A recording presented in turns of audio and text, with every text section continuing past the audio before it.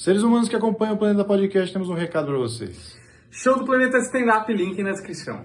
Mas, por exemplo, pensando que a religião foi um negócio fundamental para construir a sociedade como é hoje, se não tivesse, acho que o pessoal não teria nem conseguido viver em grandes populações.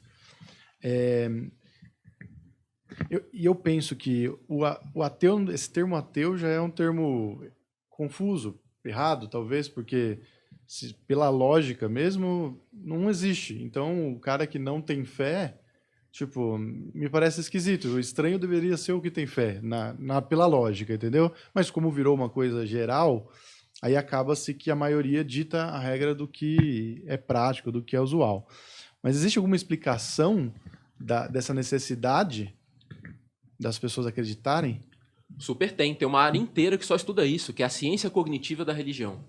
É uma área de pesquisa, inclusive, que a gente está envolvido, que estuda vieses que a gente tem, que são inatos, sugestivamente inatos, parece que são inatos, da espécie humana, que fazem a gente, do jeito que está isso dentro da gente, faz a gente ter um pendor e vai para o ladinho do sobrenatural. Então tem vários desses vieses. Por exemplo, vou falar um nome estranho já de uma vez, né? A teleologia promíscua é um desses vieses. O nome é feio, mas a ideia é simples. É a nossa tendência a ver sentido em tudo. Isso parece que é um negócio biológico mesmo. Qualquer cultura que você investiga, parece que os caras têm isso. Você faz com crianças pequenas alguns testes e elas já criancinhas, com 2, 3 anos, já mostram que elas têm essa tendência a ver que tem um sentido por trás das coisas. A gente vê isso toda hora, né? Sei lá, você perdeu um emprego, o que você fala? Ah, não, deve ter algo melhor reservado para mim. O seu mozão te dá um pé na bunda, o que você fala? Ah, Deus fechou uma porta, mas vai abrir uma janela. Claro que a cultura dá um formato mais específico para isso. Sim. Mas quando você expande, estuda isso em várias culturas e tal, você vê que as pessoas têm muita dificuldade de ver as coisas acontecendo ao redor e não enxergar um sentido. Sabe, a gente é uma maquininha de procurar sentido.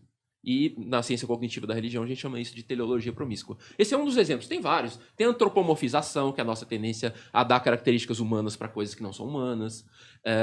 Tem... Quais outros? Tem um monte. É o que mais tem. Tem um mecanismo hipersensível de detecção de agentes. Os nomes são tudo assim, Nossa. né? Os nomes rebuscados. Mas é a nossa tendência de achar que sempre tem alguém quando acontece alguma coisa. Por exemplo, contar um caso do meu tio aqui. Não vou falar qual tio, então não tem problema. Mineiro conta casa. Eu sou mineiro, tá, gente? Como eu tinha falado, né? Mineiro adora contar casa. Só falta uma fogueira aqui no meio. Esse meu tio tava andando num certo lugar, meio ermo, assim. Ele conta que ele viu uma mão fazendo assim, ó, e ele correu, deu um pique, assim, né, pra fugir. Quando ele foi ver, era o cachecol dele. Sabe, o vento levantou o cachecol, fez assim, e já viu uma mão. Então a gente tem essa tendência, quando você vai de madrugada no banheiro da sua casa e o galão da cozinha faz aquele glub, sabe, quando sobe aquela bolha? Você não toma um susto e você já... Tem alguém aqui dentro, né? Quando você vê um filme de terror, qualquer barulhinho você acha que é alguém. Isso não parece que é cultural, isso parece que é inato. Então é o tal do dispositivo hipersensível de detecção de agentes. Se juntar todos esses vieses, o surpreendente é a gente não acreditar no sobrenatural. Sabe? A gente é uma maquininha pronta para enxergar. Opa, o negócio tá soltando aqui. São eles. Eles não querem que eu fale, tá vendo? A gente é uma maquininha pronta para ver sentido nas coisas, para achar que tem alguém quando acontece uma coisa, o negócio cai ali, a gente acha que foi alguém. Quando você perde um objeto na sua casa, qual é a primeira coisa que você fala? Quem pegou minha caneta? Sabe? Por que quem? Por que tinha que ser um quem? Sabe? Então é surpreendente a gente não acreditar. Por isso que o ateísmo normalmente, não sempre, mas muitas vezes requer um movimento, seja individual, seja cultural. Em países do norte da Europa, por exemplo, é mais normal você ser ateu, né? Mas se você nasce num país como o Brasil, normalmente requer um esforço, uma trajetória de vida para você ir justificando aquilo. Porque o natural é acreditar. Mas então, eu imagino que hoje em dia faça mais sentido porque a gente tem tantas referências do que pode ser. Então a gente tem história de fantasma, tem de ET, tem de bruxa, tem de Jesus Cristo. Tem um catálogo tão bom que você pode... Puta, eu acho que agora é o fantasma. Puta, seria maneiro se fosse o ET agora. Agora, primeiro cara, por que ele olhou pro sol e falou, puta, sol é Deus, sol vai me matar, não sei, assim... Algo desse tipo. Então, aí que a gente tem que pensar na ciência cognitiva da religião, entender que tem coisas que são da espécie e que provavelmente estão em nós porque elas tiveram uma vantagem adaptativa. Essa questão da vantagem adaptativa ela não é obrigatória, tem coisas que são da nossa espécie por acaso, ou porque é um subproduto de alguma outra característica, mas tem muita discussão nessa área sobre isso. Tem a psicologia evolucionista, que é uma área que estuda isso também.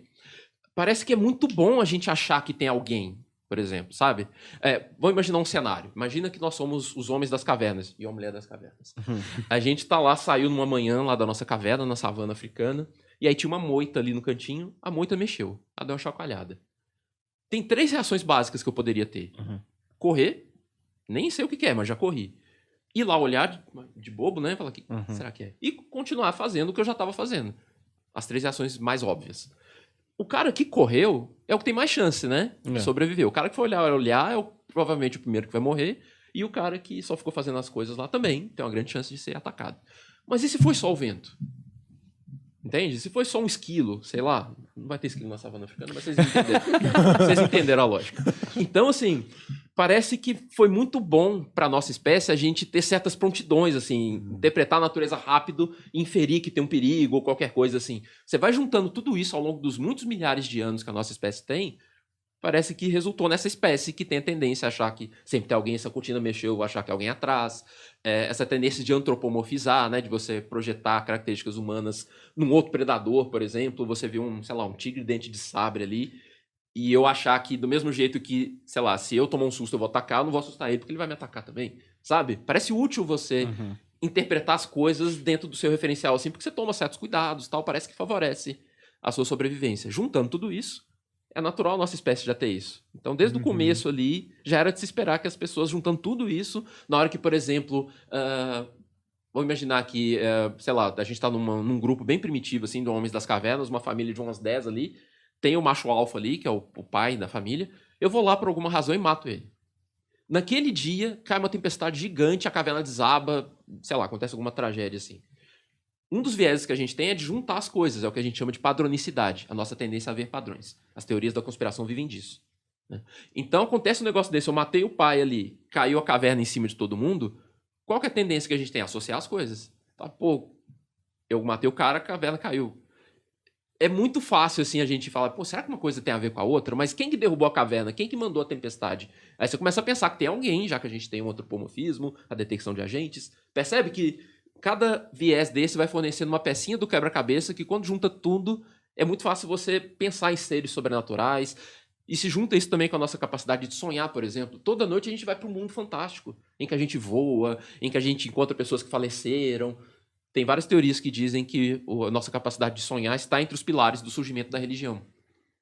Né? Porque você tinha que explicar o que está acontecendo. Hoje que a gente sabe que a gente sonha e tudo mais, mas tal como uma criança, a gente... como espécie, passou pela fase de não saber o que é aquilo, né? E é fácil pensar que quando você dorme, você sai do corpo, o seu espírito voa e tal. Então, juntando tudo isso, o surpreendente é não acreditar em Deus ou deuses.